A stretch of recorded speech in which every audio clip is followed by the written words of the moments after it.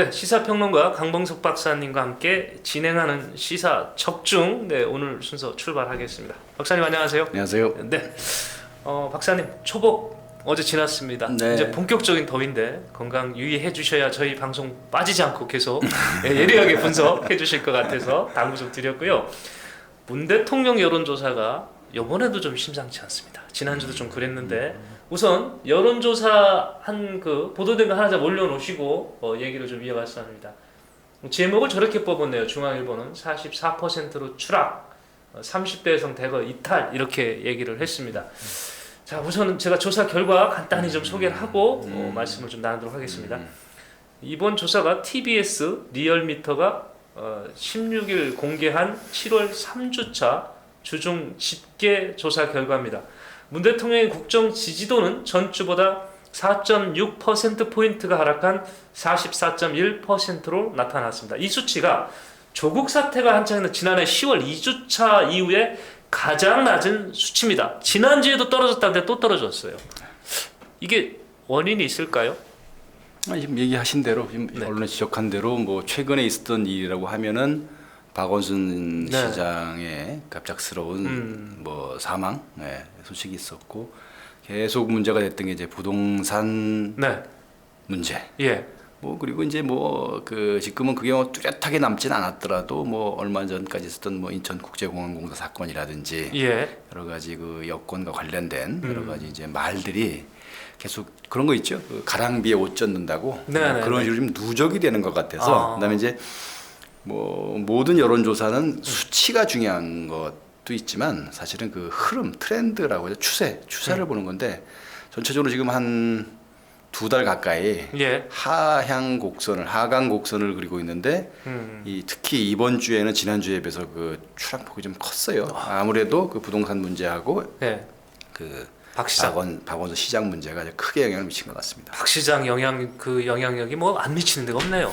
이게 정계 쪽은. 그러니까 뭐 그렇잖아요. 지금 저 대한민국 선출직 넘버 네. 2라고 할 만한 예. 자리인데다가 그런 네. 사람이 그 어떤 사고나 이런 거 이것도 아니고 본인의 선택에 의해서 극단적으로 선택을 한 네. 결과도 사실은 전무후무한 일일 것 같고 네네. 그다음에 거기에 더해서 사실은 이 관련한 논란들 그다음에 그 박 시장과 관련이 돼 있다는 그 피해자에 대한 그 어떤 특정 진영의 어떤 뭐 공격이랄지 예. 좀 과도한 표현들 이런 거에 대한 공방이 그 국민들 지각 있고 상식 있는 국민들에게 어떻게 비칠지가 궁금했는데 네네. 그런 것들이 반영되는데 아마 이런 식이면 네. 그런 것들이 그 국민 감정을 예. 더 많이 자극할 수도 있다고 봅니다. 조사 결과 조금 더 말씀드릴게요. 문 대통령의 핵심 지지층으로 꼽히는 30대가 핵심 지지층이었나요? 그렇죠. 거의 절대적인 그렇습니까? 거의 뭐 6.5 대 3.5식으로 압도적인 지지를 보냈죠. 그랬군요. 7대 3 심할 때는 7대 3까지도. 예. 근데 이번 조사 결과 30대의 이탈폭이 가장 큰 것으로 나타났습니다. 30대의 경우 긍정평가가 전주에 비해서 전주가 57%의 긍정평가가 있었습니다. 여기에서 무려 13.9%포인트가 빠졌어요. 그러다 보니까 43.1%에 불과했습니다. 그리고 부정평가는 오히려 16.1%포인트가 증가해서 54.7%, 30대의 절반 넘는 숫자가 부정평가를 했습니다. 세대별로는 40대가 유일하게 긍정평가가 부정평가를 앞선 것으로 나타났습니다. 이게 30대 이탈이 심했다. 그러니까 그걸 놓고서 이제 부동산과 관련됐을 거라고 보는 거죠. 이 부분이요. 뭐 다른 이유도 있겠지만 네. 30대들 중에는 역량이 되면 능력이 되면 영혼까지 끌어당겨서 영끌해서 네네. 패닉 바잉 한다는 거 아니야. 뭐든지 지금 집을 안 사면 영원히 못 살 것 같다는 두려움에 지금 막 그 집을 사거나 아니면 이번 생에 난 집이 없다는 식으로 포기하거나를 가는 거죠.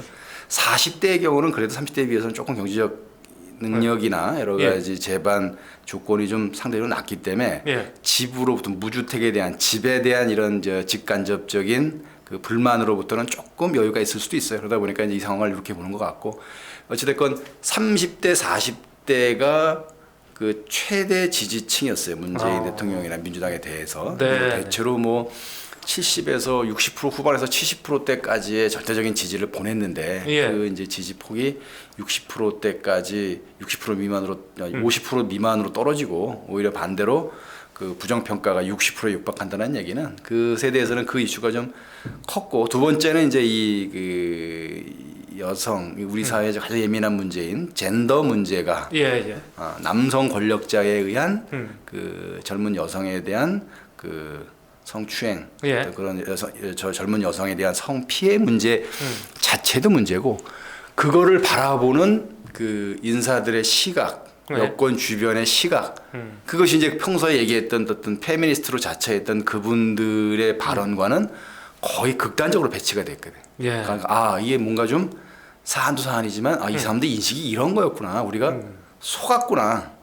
이 사람들 약간 좀 여성 문제에 관한 젠더 문제에 관한 앞으로는 비단 같은 말을 했지만 예. 속으로는 그렇지 않았고 또 이런 상황이 되니까 그 말조차도 예. 막 바꾸더라. 이런 것들이 이제 그 영향을 뭐 미쳤을 가능성이 있다고 봅니다 저는. 근데 이제 그게 이런 추세는 이걸로 끝은 아니고 이게 어떤 그 획기적으로 이거를 막는 조치, 어떤 발언이나 행동이 나오지 않으면 이게 쭉 이어질 수 있을 것 같아요. 그럼 이미 그 가랑비에 옷 젖는다 그랬는데 이미 젖어 있는 겁니까?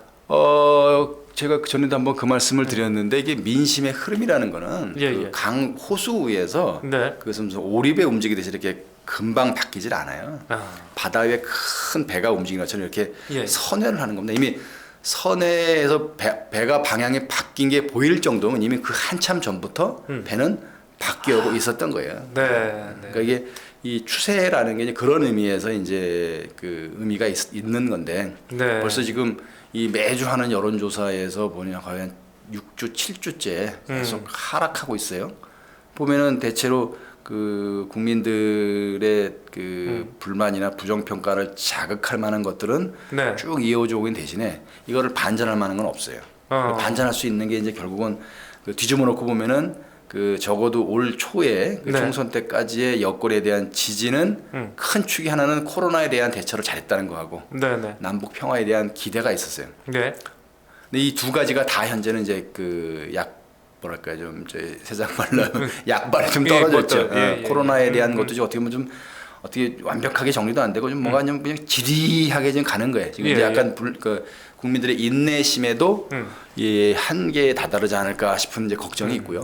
그다음에 이제 남북 문제에 관한 거는 우리가 뭐 알다시피 그 공동연락사무소 폭파부터 해서 그냥 한바탕 이 해프닝이 엄청난 사건들이 있다가 지금 약간 교착 상태인데 결국은 우리 정부나 여권에서 기대하는 대로 올 안에 어떤 네. 그 북미 간에 대화가 있을 것 같지는 않거든요. 예. 모멘텀이 없어요. 아니면 이제 그러다 보니까 이제 이인영 장관이 이제 취임을 하게 된다면 네. 청문회를 통과해서 취임하게 된다면 그 기존의 뭐 한미 워킹 그룹이나 미국의 뜻과 반대로 굉장히 도전적으로 북한에 대한 어떤 조치를 하게 된다면 또 그건 또 어떻게 될지 모르겠어요. 하지만 그것도 꼭 좋은 점만 있을 것 같지는 않습니다. 야, 근데 큰일 났네. 청와대 이러다가 이거 얼마 남았지 임기가?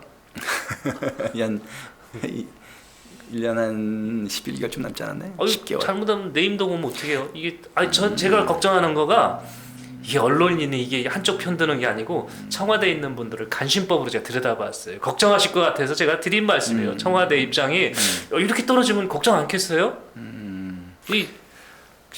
하시겠죠. 하시는데 이게 지금 그 말씀한 대로 이제 국민의 마음을 돌리기가 좀 쉽지 않은 게 대개 여론의 국민 지지나 여론의 동향의 바닥은 어찌 됐건 경제 문제예요. 네. 지금 뭐 경제 문제가 좋다는 사람 하나도 없잖아요. 네. 뭐 과거처럼 우리 뭐 제조업 시대의 경기나 이런 거하고 지금 무슨 뭐 코로나 이후에 아니면 4차 산업혁명 시기에 뭐 비대면 경제든 뭐 이렇게 뭐 해서 우리가 수치로는 그렇게 뭐 좋거나 나쁜 거를 이렇게 구별하기 어렵더라도 몸으로 느끼는 게 달라요. 그 지지층 그 사람들이 피부로 느끼는 경제적 그 형편에 대한 것도 여론조사에 반영이 되는 거예요.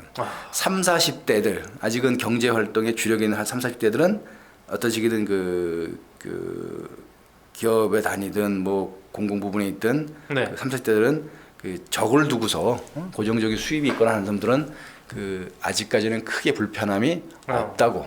네. 근데 거기에 진입하지 못한 20대들, 거기서부터 배제해 나온 5, 60대 이상들, 그리고 4, 5, 60대의 경우도 그런 조직이나 그런 어떤 틀에 속해 있지 않고 자영업을 하거나 중소기업을 하는 사람들의 경우는 지금 굉장히 상황이 어렵다. 심각하거든요. 예. 어려운 단계를 좀 지난 것 같아요. 어떻게 보면은 이 부동산 문제에 대한 것들도 어떻게 보면 그거는 다른 나라 이야기인 걸로 비치는 사람도 있어요. 그리고 그래. 집이 있는 그 4, 5, 60대의 경우도 집은 있지만 이 소득이 없어. 예. 그러니까 이런 것들이 직금보다는 더 나빠질 가능성이 있어요.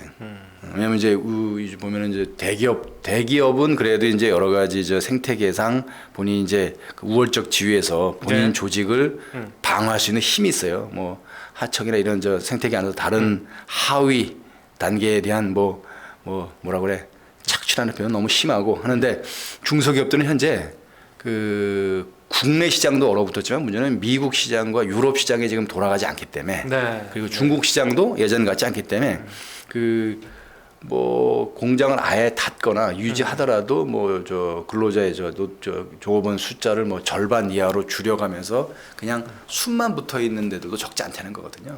이런 것들이 이 지금부터 쭉 하반기까지 가다 보면 그 사실은 이 여론에 대한 거는 여론을 흔드는 거는 정치적 이슈지만 거기에 그 토양이 되고 불씨가 되고 불쏘시개가 되는 거는 국민들의 실감하는 체감 그렇죠. 경제 지수거든. 이게 예. 너무 나빠 지금. 예. 그 위에 그 딱 말하기 좋은 정치적 이슈들이 지금 던져지고 있는 거예요. 예. 여론조사라는 게 그냥 괜히 나오겠습니까? 다 반영돼서 나온 건데요.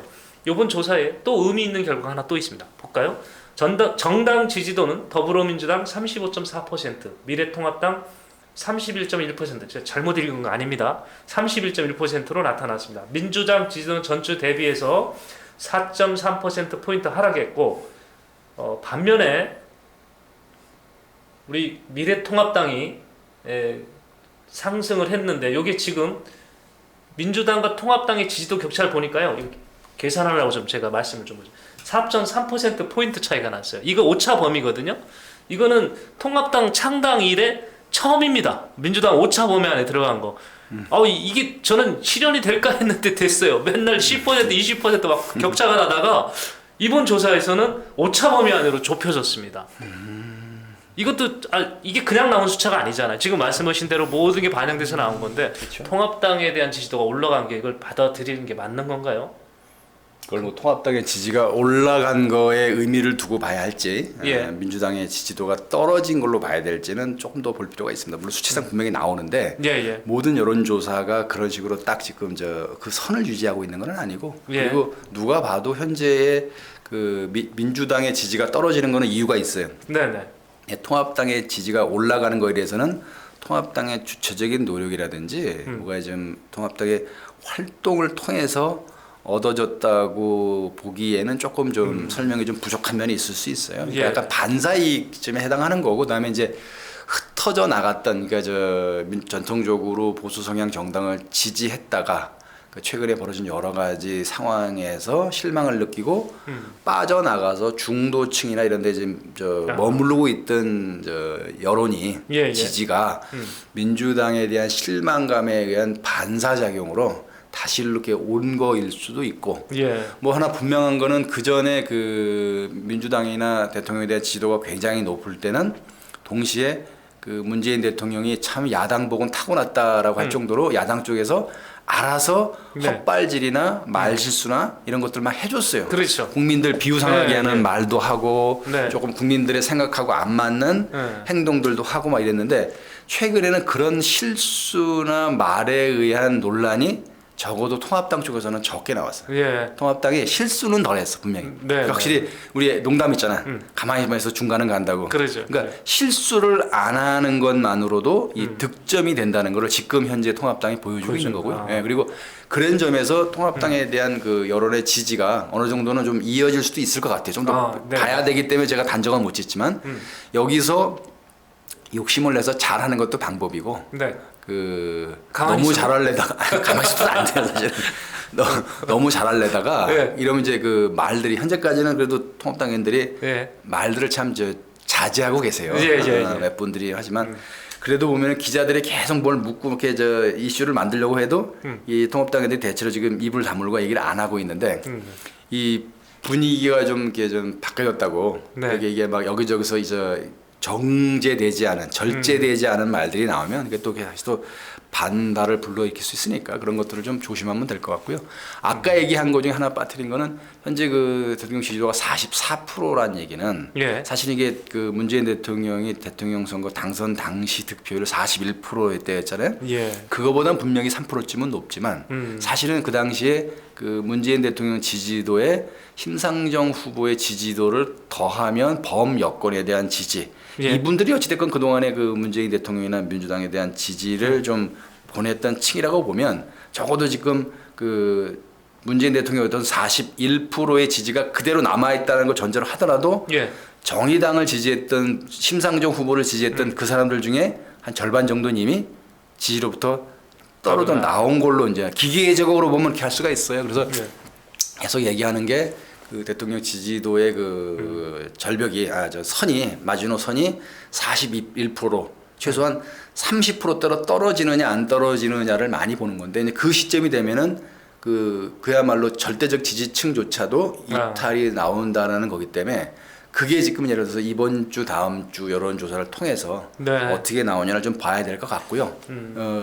어쩌면 지금 이제 그 박원순 시장 그 사망과 관련해서 그 피해 여성에 대한 피해자에 대한 여러 가지 그 이상한 말들, 네. 이상한 말들이잖아요. 그건 그래, 예. 인간적으로 예. 이상한 말들이잖아요, 정말. 근데 그 말들이 그냥 단순히 말 실수가 아닐 수도 있다. 어떻게 보면 절대 지지층에 대한 그 논리를 제공하기 위해서 그들이 단합을 좀 단결을 지지를 좀 유지하기 위해서 던져지는 정치적 멘트일 수도 있겠다 싶은 생각이거든요. 그러니까 그런 것들이 효과가 있을지. 예를 들어서 뭐 어제 오늘 있었던 여러 무슨 뭐 변호사들 얘기, 뭐 방송 진행자들 얘기 포함해서 여권 정치인들 얘기 이런 것들이 그 여권 지지층의 단합 단결 지지를 공고하게 하는 쪽으로 작용할지. 네. 아니면 중도 이상의 유권자들의 마음을 돌아서게 할지는 그 다음 주에 나오는 여론조사를 보면 네. 조금 더 알 수 있지 않겠나 싶습니다. 예, 여하튼 통합당은 요즘 말조심은 해요. 근데 김종인 위원장이 앞서도 보면 막말한 사람은 이뻐하지 않더라고. 하여튼 제가 보기엔 당무감사 때 반영된다니까. 여하튼 이런 거를 조심해서 그런지 하여튼 통합당 지지율이 지금 많이 격차가 민주당과 많이 줄어들었다는 말씀을 이번 조사를 통해서 나타난 것 같습니다. 자, 조사에 대한 내용 조금 안내하고 넘기겠습니다. TBS 리얼미터 조사는 지난 13일부터 15일까지 사흘 동안 전국 18세 이상 유권자 32,131명에게 조사를 시도했고 이 중에서 4.7%인 1,510명이 응답을 한 겁니다. 표본 오차 95%, 신뢰 수준 플러스 마이너스 2.5%포인트입니다. 중앙선거 여론조사심의위원회 홈페이지 가시면 자세하게 확인하실 수가 있습니다. 박사님 여론조사 나온 김에 하나 더 좀 여쭤볼게요. 여론조사 전문기관입니다. RN서치가 조사한 결과인데 윤석열 총장을 사퇴를 해야 되느냐 말아야 되느냐 이거 조사를 했어요. 그랬더니 반대한다는 응답이 44% 나왔고요. 찬성한다는 게 38.9%가 나왔습니다. 자, 이것도 어떻게 받아들여야 되나요? 원래 이런 조사는 오차 범위가 좁아질 수뿐이 없어요. 지금 우리 같이 진영 논리가 강한 나라는. 근데 일단 이 조사 결과 의미상으로 보면 반대가 앞서 있는 거거든요. 이것도 민심으로 봐야 되겠죠? 그럼요. 네. 그거 이제 그거야말로 이제 좀 여러 가지가 복합적일 것 같아요. 예. 그러니까 예를 들어서 이제 대통령 직무수행 지지에 관한 거는 어떻게 묻냐면 대통령이 그 직무를 잘 수행한다고 보느냐를 물어보는 거거든. 예. 그러면 이제 그 좋아하는 이유도 여러 가지잖아요. 네. 뭐 해서 그 실제로 보면은 무슨 아까 말씀드린 대로 뭐 코로나 대처를 잘해서 뭐 남북관계 개선에 노력해서 뭐 그 이유 중에 하나는 뭐 그냥 열심히 하는 것 같아서 뭐 이런 식으로 정말 다양한 이유로 지지가 모이는 건데 이거는 분명한 거잖아. 예. 사퇴해야 되느냐? 사퇴하면 안 되느냐? 근데 이게 사실은 그 이 정도로 여론조사가 나왔다는 게 저는 여권으로서는 조금 심각하게 볼 필요도 있다고 봅니다. 네. 그렇게 많이 거의 전방위적으로 공격을 했잖아요. 그렇죠. 그리고 이제 그동안에 보면은 네. 그 뭐 검찰 개혁에 대한 지지 여론도 뭐 적은 것도 아니고 예. 그 여권에 대한 지지가 굉장히 높을 때는 뭐 거의 압도적이었잖아요. 근데 지금 네네. 여권에 대한 지지도가 떨어지는 추세에서 여권으로부터 전방위적으로 공격을 받고 있고 네. 어떻게 보면 지금 완전히 궁지에 몰려 있는 것 같은 상황임에도 불구하고 사퇴는 아니다, 사퇴시키면 안 된다라고 하는 여론이 조금 더 높다는 얘기는 네. 그게 그야말로 이 상황을 보는 국민들의 뜻이라고 봐야죠. 이걸 갖다 이제 뭐 정치적으로 해석을 해서 뭐 네. 이제 하는데 윤석열 검찰총장은 정치인이 아니기 때문에 네. 윤석열 총장에 대한 지지는 아닌 거야. 예. 응? 그러니까 이게 뭐 그 몇 프로가 윤석열 총장을 잘한다, 지지한다 이거는 아니란 말이야. 네네. 사퇴시키면 안 되는 거야. 사퇴시키지 마라. 이제 그런 의미가 그렇지. 가진 거죠. 네. 자, 이 조사 이것도 결과 방법 안내 또 해야 됩니다. 전국 남녀를 대상으로 조사를 했고요. 이거는 법용오차 95%, 신뢰수는 플러스 마이너스 3.1%입니다. RN서치 홈페이지에 가시면 참조해서 보실 수가 있겠습니다. 윤석열 총장에 관한 조사는 하나가 더 있어요. 서울신문에서 했는데 이게 지금 정치인이 아니라고 그랬는데 차기 대통령감으로 물었네요. 그랬더니 뭐 여러분들 많이 아실 거예요. 아직까지는 부동의 1위 이낙연 후보, 2위는 이재명 지사. 근데 이때 당시는 이재명 지사에 대한 그 대법 판결 하루 전날이기 때문에 좀 차이가 앞으로 있을 것 같긴 하지만 그다음에 3위에 윤석열 총장인데 지지율이 13.5%였습니다. 본인은 정치인 아니고 나 관심도 없다고 했는데도 이렇게 유지가 되고 있거든요. 앞에서도 반대가 높았고 저 사퇴하지 말라 그랬는데 이게 불쑥 계속 3위를 그러니까 유지하고 있어요. 아니 그 두 가지를 뭐가 섞여 있기도 하고 아까 제가 설명을 제대로 못 드린 건데 사퇴 그러니까 지지하든 지지하지 않든 물론 지지하는 사람이 사퇴하면 안 된다라고 할 가능성이 네. 크지만 네. 지지와 상관없이 사퇴하면 안 된다는 사람이 더 많다는 얘기는 그 자체로 민심을 받아들여야 된다는 얘기고 네. 이 이제 정치인으로서 차기 대통령 후보로서 3위에 랭크돼 있다라는 얘기는 그 동안에 이제 그 현실적으로 이 보수 계열 정당의 이제 후보가 없었잖아요. 예. 그런 점에서 현재 굉장히 어떤 핍박받는 약간 이 보수 쪽 유권자들 입장에서 보면은 핍박받거나 피해자인 것처럼 보이는. 근데 그럼에도 불구하고 여러 가지를 이 어려움 속에서 단호한 입장을 가지고 자기를 하는 것 같은. 그게 사실은 보수의 이미지하고 맞거든요. 네. 묵묵히 자기 일을 하는. 자기 소임을 다해 나가는, 이겨내는 뭐 이런 식의 그런 점에서는 이제 이런 식으로 좀 갈 수 있다고 봐요. 근데 이제 이거는 아무도 얘기는 못할 겁니다. 사실은 네. 초기에는 그 윤석열 검찰총장을 그 차기 대통령 후보에 집어넣어서 여론조사를 했을 때 네. 그때는 이제 그 3위 나왔다라는 것 자체에만 의미를 많이 뒀지만 사실은 왜 그 시점에서 윤석열 총장을 거기다 집어넣었을까에 대한 의심도 있었거든요. 예. 그리고 그걸 의뢰한 매체가 오마이뉴스였단 말이죠. 네. 친여 성향의. 그 혹시 그때는 그런 것도 있었어. 윤석열 검찰총장을 객관적이고 중립적인 검찰의 총장으로서가 아니라 보수적 성격의 정치인의 이미지를 색깔을 약간 더 씌워서 네. 윤석열 총장의 어떤 발언과 행동을 네. 정치적으로 해석하게 만들려는 의도가 있었던 거 아닌가라는 지적을 하는 분이 있었거든. 예. 그런 게 있었음에도 불구하고 사퇴가 사퇴 반대가 더 많다는 맞죠. 얘기는 네. 우리 국민들이 보고 있는 지점이 있다라는 거죠. 네. 그분들이 다 이 사람을 윤석열 총장을 차기 대통령감으로 좋다라고 올지 안 올지는 모르지만 현재 시점은 그렇다는 얘기죠. 그러니까 예. 중요한 거는 그 검찰총장에 대한 그 뭐랄까요 그 압박이나 이것이 사퇴까지 가면 안 된다라는 의견이 더 많다라는 거. 그다음에 그럼에도 불구하고 잠재적으로 윤석열 검찰총장을 야성향의 대선 후보까지도 보고 있는 국민들이 늘어나고 있다라는 거. 예. 두 가지가 지금 특징으로 예. 볼 수 있죠. 지금 그 윤석열 총장이 이제 이번 조사에서 13.5%라고 그랬는데 사실 이게 국민들한테 잘 안 와닿을 수 있거든요. 근데 이 10% 넘는다는 게 굉장한 숫자라는 것이 지난번 우리 그 4.15 총선에서 허경영당이 전국 지역구에 다 냈지 않습니까? 후보자를 다 냈고 그렇게 재밌게 선거를 이끌어 주셨는데도 3%도 안 됐습니다. 그렇게 거기는 이미 그냥 네. 예를 들어서 B급 무비가 네. B급 영화가 한 번 떠서 손님은 좀 모을 수 있지만 네네. 속편 3편은 안 될 수 그렇죠. 없는 거예요. 자, 이번 조사는 리서치가 한 거고요. 그 중앙선거 여론조사 심의위원회 홈페이지에 가시면 자세하게 알 수 있습니다. 네. 제목 차기 대통령감에 적합한 인물조사였습니다. 그리고 지금 보니까 그 오늘 발표된 그 갤럽에서도 여론조사 하잖아요. 매주 네네. 금요일 날. 예. 거기서도 보니까 그 여성이나 20대에서 부정평가가 확대돼 있고 네. 그 대통령에 대한 그 부정평가가 네. 그 46%로 역전이 됐어요. 그러니까 네, 긍정평가가 43%. 여기도 마찬가지로 그 5월 첫째 주에 정점을 찍고 네. 지금 저 8주째 계속 예, 하락세를 보이고 있다는 거로 보면 이제 조금 전에 우리 얘기했던 네. 리얼미터 조사하고 그 비슷한 지금 네. 트렌드거든요. 이제 그런 것들이 이제 여론들이 반영된 거고 여기도 마찬가지로 부동산 문제를 이제 최대 그 하락의 요인으로 잡고 있어요. 그러니까 이제 지금 이제 뭐 계속 발표되는 부동산 문제에 대한 대책이 효과를 볼지 안 볼지 네. 좀 지켜볼 필요는 있겠네요.